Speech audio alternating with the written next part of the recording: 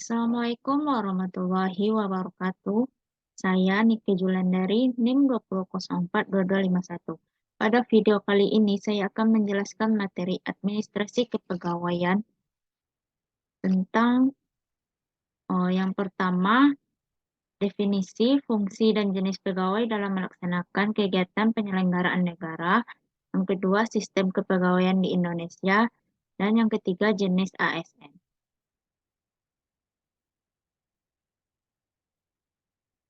Poin yang pertama yaitu definisi, fungsi, dan jenis pegawai dalam melaksanakan kegiatan penyelenggaraan negara. Yang pertama yaitu pegawai negeri sipil. Pegawai negeri sipil terdiri atas pegawai negeri sipil pusat dan pegawai negeri sipil daerah. Pegawai negeri sipil pusat adalah pegawai negeri sipil yang gajinya dibebankan pada anggaran pendapatan dan belanja negara, serta bekerja pada suatu kementerian, lembaga pemerintahan non-kementerian, kesekretariatan lembaga tertinggi atau tinggi negara, instansi vertikal di daerah, provinsi atau kabupaten kota, kepaniteraan pengadilan, atau dipekerjakan untuk menyelenggarakan tugas negara lainnya.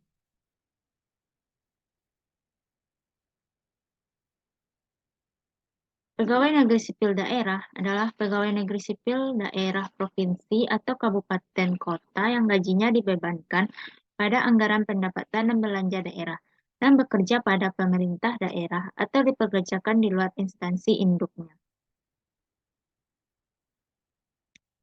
Yang kedua yaitu anggota Tentara Nasional Indonesia, TNI. Pada dasarnya, anggota TNI adalah pegawai negeri. Namun beberapa ketentuan tentang pegawai negeri tidak berlaku bagi anggota TNI atau Polri. Oleh karena itu, perlu diatur dengan peraturan perundang-undangan tersendiri. Dalam Undang-Undang Nomor 34 Tahun 2004 tentang Tentara Nasional Indonesia, dinyatakan bahwa prajurit adalah TNI yang memenuhi persyaratan yang ditentukan dalam peraturan perundang-undangan dan diangkat oleh pejabat yang berwenang untuk mengabdikan diri dalam dinas keprajuritan. Selanjutnya yang ketiga yaitu anggota Kepolisian Negara Republik Indonesia. Kepolisian Negara Republik Indonesia merupakan alat negara yang berperan dalam memelihara keamanan dan ketertiban masyarakat, menegakkan hukum, serta memberikan perlindungan, pengayuman, dan pelayanan kepada masyarakat dalam rangka pemeliharaan keamanan dalam negeri. Selanjutnya yang keempat, pejabat negara. Pegawai negeri dapat diangkat menjadi pejabat negara. Pejabat negara adalah pimpinan dan anggota lembaga tertinggi atau tinggi negara sebagaimana dimaksud dalam Undang-Undang Dasar 1945 dan pejabat negara lainnya yang ditentukan oleh undang-undang.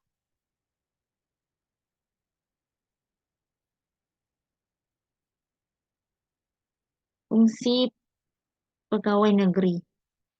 Pegawai negeri berkedudukan sebagai unsur aparatur negara yang melaksanakan kebijakan yang ditetapkan oleh pimpinan instansi pemerintah yang bebas dari pengaruh dan intervensi semua golongan dan partai politik. Berfungsi sebagai peralatan kebijakan publik, pelayan publik, dan pemersatu bangsa.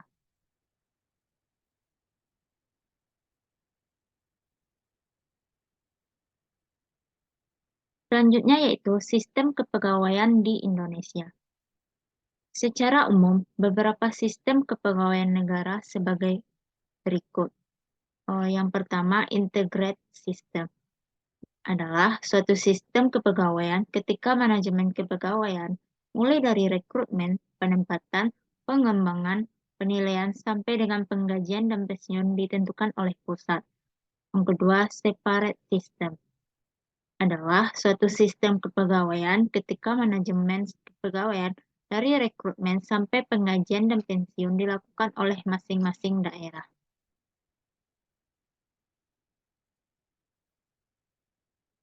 Selanjutnya yang ketiga, unified system adalah suatu sistem kepegawaian ketika manajemen kepegawaian dilakukan oleh suatu lembaga di tingkat nasional yang khusus dibentuk untuk keperluan itu.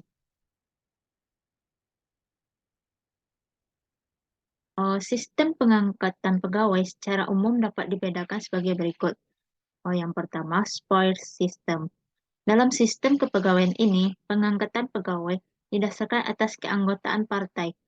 Jabatan-jabatan penting dalam organisasi diberikan oleh pejabat yang berwenang mengangkat pegawai kepada teman-teman separtai dengan tujuan terdapat kerjasama yang baik sehingga prestasi pun meningkat.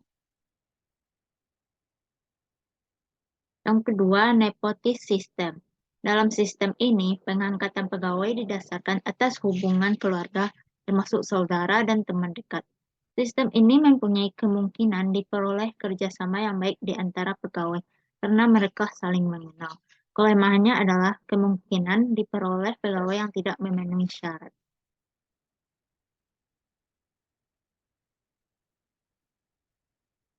Selanjutnya yang ketiga, patronage system. Pengangkatan pegawai dalam sistem ini didasarkan atas keinginan untuk membantu pegawai tersebut. Usaha untuk membantu pegawai tersebut dapat berdasar hubungan politik atau hubungan keluarga. Selanjutnya yang keempat, merit system. Pengangkatan pegawai dalam sistem ini didasarkan atas kecakapan. Sistem ini beranggapan bahwa negara akan maju apabila pegawai-pegawainya terdiri atas orang-orang yang cakap. Oleh karena itu, pegawai perlu diberikan pendidikan dan pelatihan untuk meningkatkan efisiensi kerja. Kelemahan sistem ini adalah terlalu menekankan pada pekerjaan rutin, barang-barang atau benda-benda dan menganggap manusia sebagai mesin. Selanjutnya yang kelima, career system. Sistem ini menekankan bahwa pengangkatan pertama pegawai didasarkan kecakapan. Sementara itu, dalam pengembangan lebih lanjut, masa kerja pegawai diperhitungkan dan ikut menentukan. Dalam perkembangannya, di samping masa kerja, unsur kesetiaan, pengabdian, dan syarat-syarat objektif lainnya juga menentukan.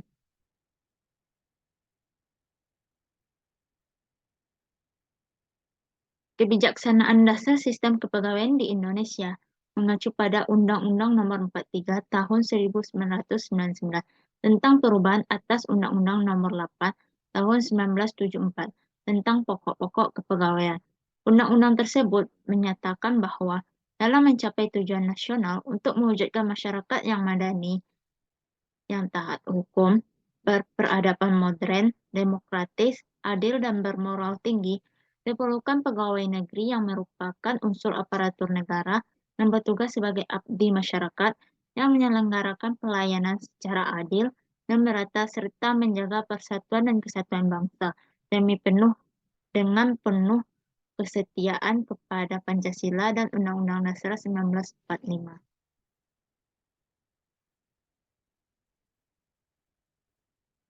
Untuk mewujudkan maksud tersebut, diperlukan pegawai negeri yang berkemampuan melaksanakan tugas secara profesional dan bertanggung jawab dalam menyelenggarakan tugas pemerintahan dan pembangunan serta bebas dari kolusi, korupsi, dan nepotisme. Berkaitan dengan hal tersebut, pembinaan pegawai negeri perlu dilakukan dengan sebaik-baiknya berdasarkan perpaduan sistem prestasi kerja dan sistem karir. Namun lebih dititik beratkan pada sistem prestasi kerja dengan maksud memberi peluang bagi pegawai negeri yang berprestasi tinggi untuk meningkatkan kemampuannya secara profesional dan berkompetensi secara sehat, serta akan diperoleh penilaian yang objektif terhadap kompetisi pegawai negeri. Selanjutnya materi yang ketiga, jenis ASN. Aparatur sipil negara atau ASN adalah profesi bagi pegawai negeri sipil dan pegawai pemerintah dengan perjanjian kerja yang bekerja pada instansi pemerintah.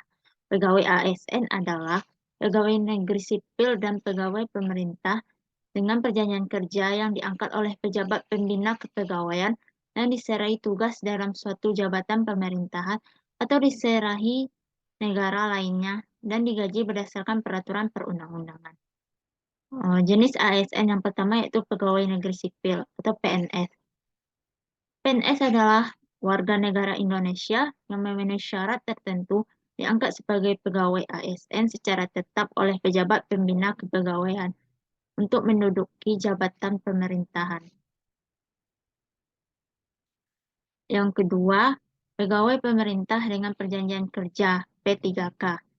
P3K adalah warga negara Indonesia yang memenuhi syarat tertentu yang diangkat berdasarkan perjanjian kerja untuk jangka waktu tertentu dalam rangka melaksanakan tugas pemerintahan. Baiklah, sekian penjelasan materi dari saya. Apabila ada kesalahan kata, mohon dimaafkan. Assalamualaikum warahmatullahi wabarakatuh.